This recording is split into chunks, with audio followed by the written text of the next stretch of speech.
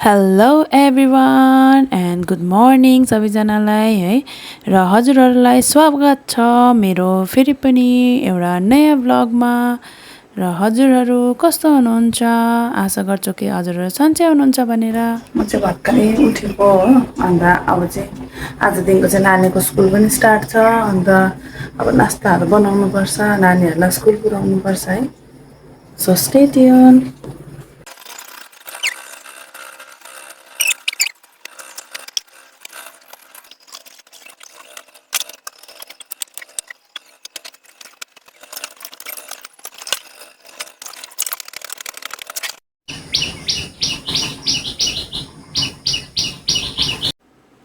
यहाँ चाहिँ मेरो सानो छोरा सुतिरहेछ होइन। उसको चाहिँ अब उठ्ने बेला भएकै छैन नि त, त्यही भएर ऊ चाहिँ सुतिरहेछ।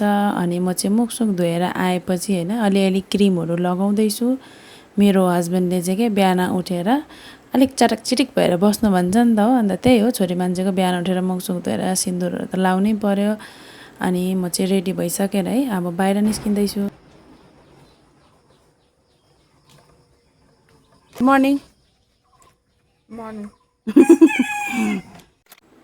अब चाहिँ म है किचनपट्टि लागेर चाहिँ अनि फटाफट आँटाहरू चाल्दैछु। हाम्रो चाहिँ यहाँ गहुँ दिन्छ नि त, त्यो पिसाइहरूले चाहिँ आँटा यसरी चाल्नुपर्छ हो। अन्त मैले चाहिँ नानीको लागि आँटाको डल्ला बनाउँदैछु है। अब कतिजनाले आँटाको डल्ला भन्दो रहेछन्, कसैले एडी पनि भन्छन् हो। अनि मेरो चाहिँ सानो छोराले यो चाहिँ साह्रै मन पराउँछ नि त, अनि टिफिन पनि लाने अरे अनि घरमा पनि खाने अरे भनेर चाहिँ म चाहिँ फटाफट बिहान छिटो उठेर चाहिँ योपट्टि चाहिँ लागेको हो।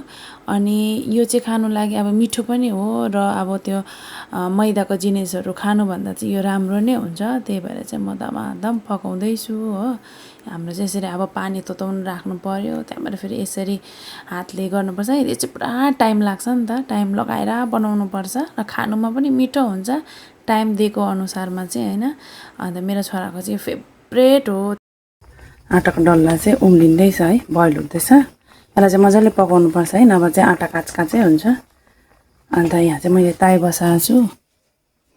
ताई चाहिँ किन भन्दा चाहिँ गाईलाई दुईवटा रोटी बनाइदिनु पर्यो भनेर चाहिँ।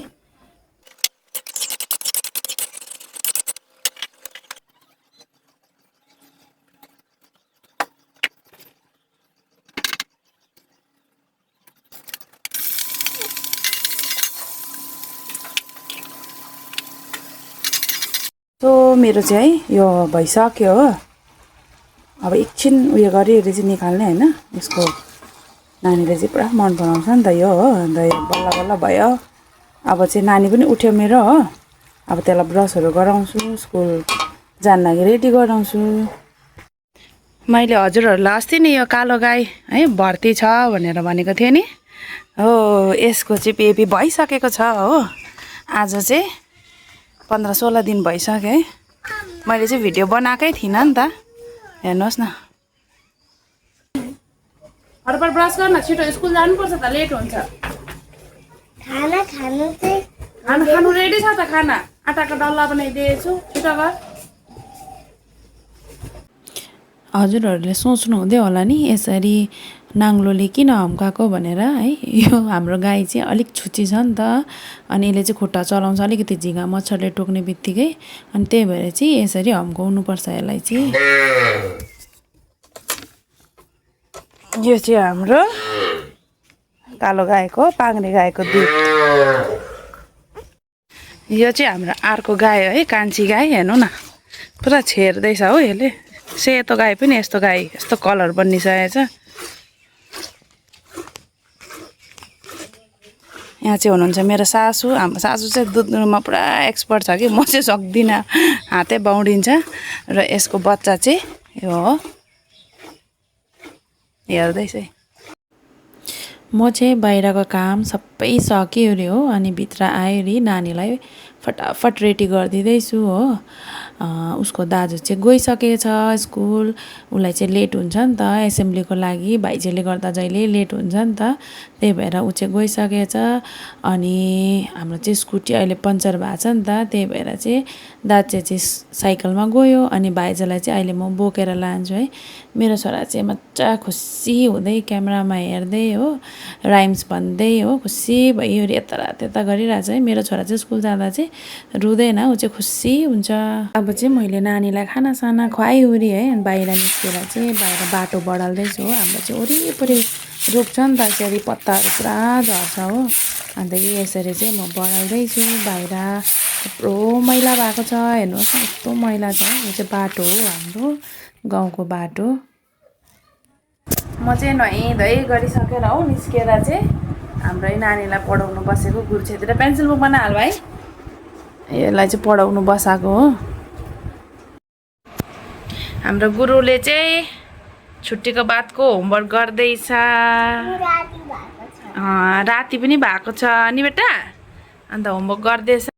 मैले चाहिँ रोटी बनाइसकेँ हो, अन्त सब्जी पनि बनाइसकेँ कि।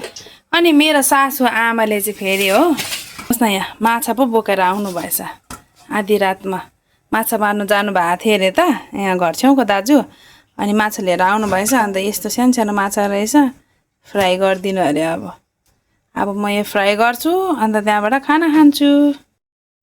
सो मेरो चाहिँ है यो चाहिँ डिनर हो रातिको। अनि यो चिया चाहिँ म चाहिँ टी लभर हो नि त हो, मलाई राति पनि चिया खानु मन लाग्छ रोटी बनाएको छु भने। अनि यो चाहिँ फ्राई गरेको माछा, अनि यो बन्दाकोपी आलुको सब्जी, रोटी र चिया। मलाई चाहिँ साह्रै गरम भएर लुगा फेरि आएको म चाहिँ। अनि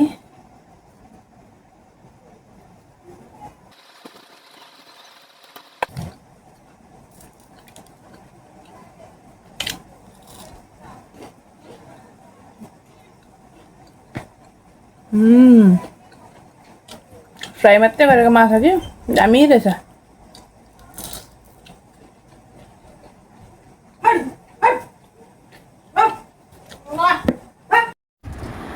अब मैले चाहिँ मेरो काम सबै सकेँ, अनि सबै थन्कामन्का गरेर चाहिँ अब है ओछ्यानतिर लाग्नुपर्छ।